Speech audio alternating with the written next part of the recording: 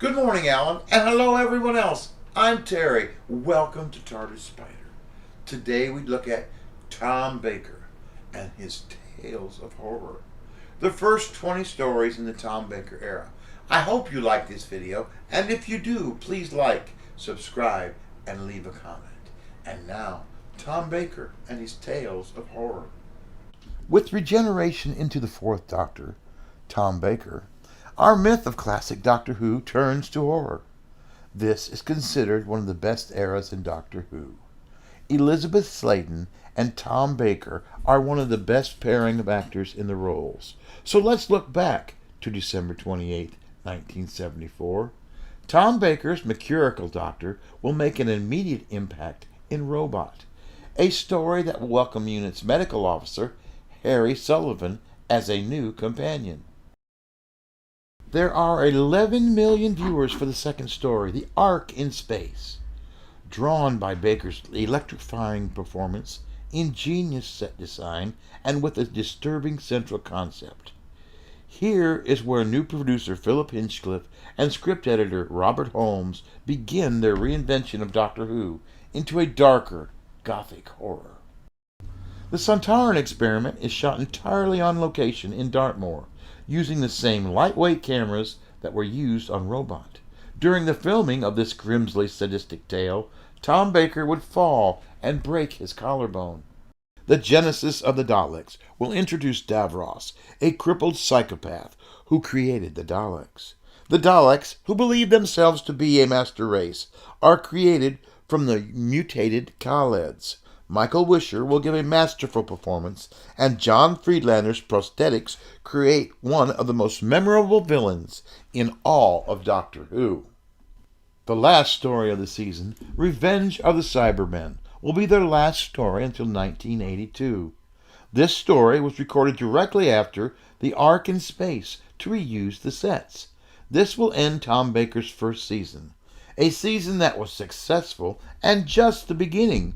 In Season 13, Doctor Who will start telling its version of classic horror stories. It would begin in the Scottish Highlands with Terror of the ZYGONS, a story from the previous recording block. At the end of this story, Harry would decline another trip on the TARDIS. The Planet of Evil and the Pyramids of Mars are clearly inspired by the horror films of the 50s and 60s. Planet of Evil is a retelling of Jekyll and Hyde, set on the Forbidden Planet, with a jungle setting remembered among the best sets ever constructed for a studio-bound television production. The Pyramids of Mars is a Doctor Who slant on the Mummy, with the Egyptian gods, the Osirians, being an ancient, long-living alien race. Harry would make a brief comeback in the Terry Nation script, The Android Invasion, a story that would squeeze considerable intrigue from juxtaposing Invasion of the Body Snatchers, a rural English setting, and a race of rhinoceros-like aliens called Kralls. Season 13 reached its gothic apex in the brain of Morbius. This story would borrow heavily from classic horror, with its depiction of a mad surgeon, Philip Maddock in another brilliant performance, assembling a body to house the brain of the executed Time Lord, Morbius. Terrence Dicks was angered by changes to the script by Robert Holmes and insisted that the story be credited to, quote, some Bland pseudonym. So this story is credited to Robert Bland. The season closed with The Seeds of Doom, 6 episodes of horror that would pay homage to The Thing from Another Planet and the Quatermass Experiment. This is also the last story for Douglas Canfield.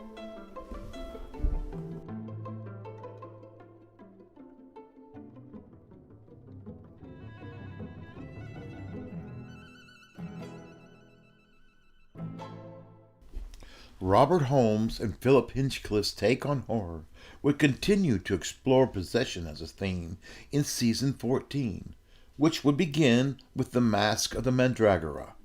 Portmeirion, a village in North Wales, doubled as the 15th century Italy. Even the TARDIS gets a makeover with an Edwardian theme wood-paneled secondary control room being used this season. It would be in this control room where at the end of The Hand of Fear that the Doctor would say an abrupt goodbye to Sarah Jane, a story in which we would see her survive numerous perils only to be left on Earth when the Time Lords summon the Doctor to Gallifrey. Leading us to the season finale, The Deadly Assassin. This story will fill in many of the gaps in our knowledge of the Time Lords. The Deadly Assassin is the first story in which the Doctor has no companion or regular cast members. The Deadly Assassin revolves around the Doctor being framed for the murder of the President of the Time Lords.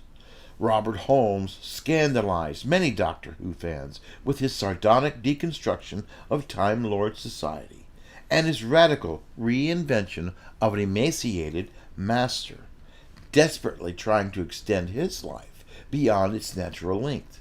This is the story that would reveal that only 12 regenerations were possible before Time Lords die. The scene of the attempted drowning of the Doctor provided the National Viewers and Listeners Association with their most serious complaint yet. By the end of the year, it would be impossible for the BBC to ignore. A less controversial style was needed. The introduction of the scantily clad Leela as a new companion did little to allay fears that the series was becoming too violent. Tom Baker, in an attempt to lighten the mood, added a scene in Part 1 of The Face of Evil where the Doctor threatens to kill an opponent with one of his trademark jelly babies.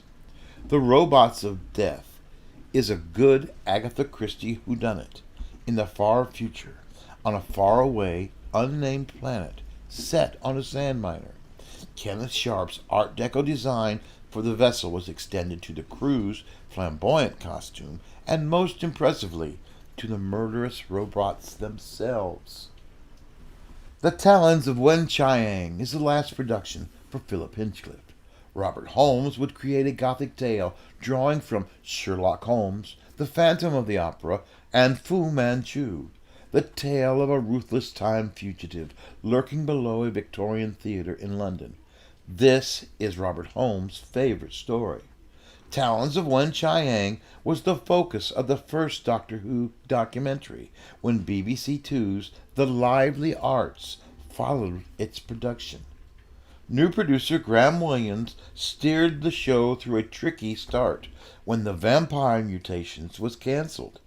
Terrance Dicks hastily would respond with the Who classic, The Horror of Fang Rock, which placed the occupants of a lighthouse at the mercy of a shape-shifting Rutan. The first indication that the series would change direction came in The Invisible Enemy, a bizarre science fiction adventure reminiscent of 1966's Fantastic Voyage. The appeal for younger viewers was confirmed when at the end of Part 4, K9 would join. K9 was confined to the TARDIS for the image of the FENDAHL, the last of the horror-style stories.